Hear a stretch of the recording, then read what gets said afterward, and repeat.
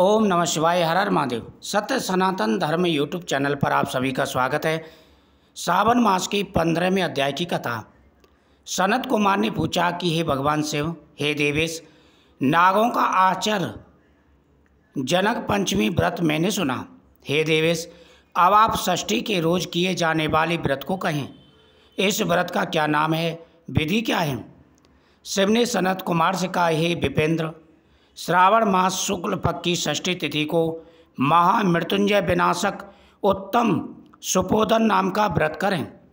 शिवालय में या घर पर यत्न पूर्वक शिव का अर्चन करें। दाल, आटे, भात को नैवेद्य नमक सहित आम का साग तरकारी रखें। ब्राह्मण को नैवेद्य पदार्थों को वायन दे। जो विधि से व्रत को करता है उसे अनंत पुण्य फल प्राप्त होता है। इस संबंध में प्राचीन कथा कहते हैं। रोहित नाम का एक राजा बहुत ही समय तक अपुत्र वाला था, यानी उसके कोई पुत्र नहीं था। उसने पुत्रार्थ अत्यंत कठिन तप किया और उसने क्या किया, पुत्र प्राप्ति के लिए कठोर तप किया।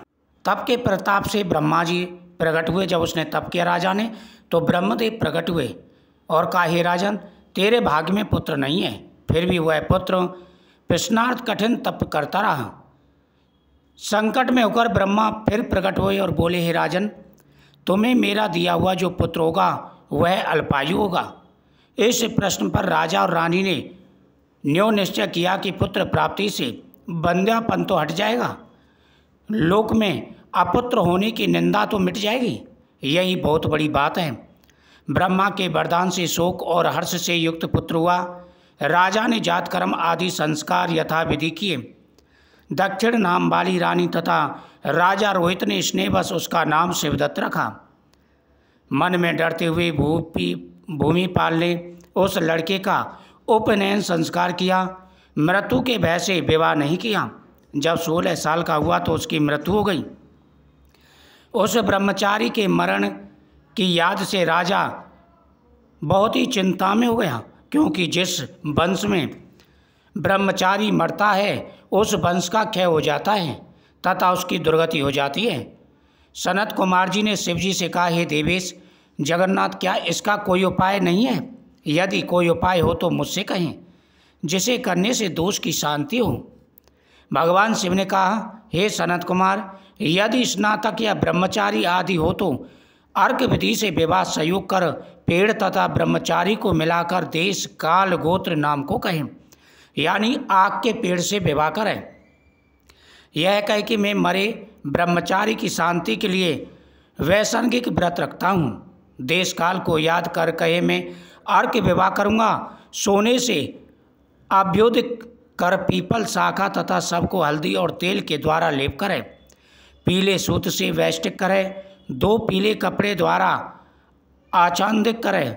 अग्नि स्थापना कर विवाह विधि द्वारा आगरांत हवन कर अग्नि में बृहस्पति काम 4 व्यवताकियों से होम कर यहाँ पर होम करें। और जो विवाह के कार्य होते हैं सारे विवाह के सभी कार्यों को संपन्न करें।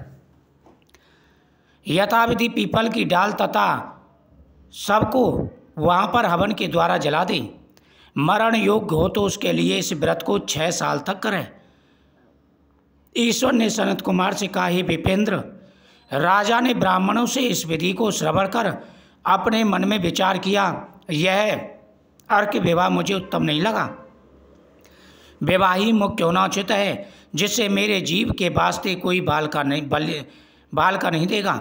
मैं राजा हूँ, जो कोई इसको अपनी लड़की देगा उसे मैं रत्न तथा बहुत धन दूंगा। उसके नगर में एक ब्राह्मण रहता था। वह दूसरे देश को गया हुआ था। उसे कुछ पता नहीं था। उसकी प्रथम मृत पत्नी से एक लड़की थी। दूसरी विवाहित स्त्री बहुत दुष्टा थी।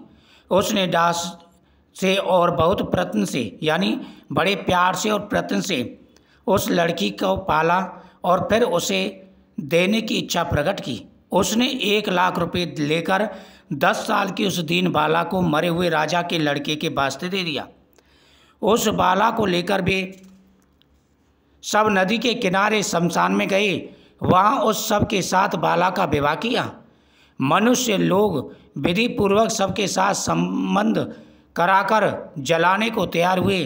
तब बाला ने कहा कि आप ऐसा क्यों कर रहे हैं। बाला की ऐसी वाणी को श्रवण कर वे सब दुखित हो गई और बोले, तेरा स्वामी है, इसकी देह को जला रहे हैं। यो सुनकर बाला स्वभाव से डरती हुई वह रोने लगी और कहने लगी, आप मेरे स्वामी को क्यों जलाते हैं? मैं जलाने नहीं दूंगी, सब लोग जाएं, अकेली यही रहूंगी। बालिका का ऐसी हट देखकर सब करुणा से आश्चर्यचकित हो गए।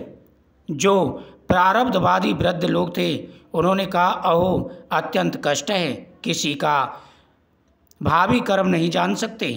दीन रक्षक दयालु भगवान क्या करेंगे? निराश्रय यह कन्या बहुत ही दुखी है और सौतेली माता से बेचैन हुई है। अतः कदाचित देव रक्षक हो तभी इस बालिका को तथा इसके मरे हुए राजकुमार को हमें जलाना नहीं चाहिए। यदि आप सबको यही बात अच्छी लगती हो तो हम यहाँ से घर चलें। ऐसा विचार कर सब अपने अपने घर को लौट गए। वह भय विवल हो अकेली बालिका शिव और पार्वती की याद करती हुई बाल स्वभाव से न जानती हुई कि यह क्या है, यों कह विगल हुई उसकी याद मात्र से करुणा परिपूर्ण सर्वज्ञ पार्वती और शंकर जल्दी वहाँ आ पहुँचे। तेज पुंज वृषभ पर सवार हुए शंकर पार्वती को देखकर उसने प्रणाम किया, पर ये देवता हैं ऐसा इसको ज्ञान न था। उसके आ जाने से उसे बहुत आश्वासन हुआ तथा उसने बोली, क्या मेरे स्वामी उठेंगे या नहीं? उसके बाल भाव तथा दया से आर्ध शंकर पार्वती ने कहा, हे बाले, तेरी माता ने सुपोधन नाम का व्रत किया था।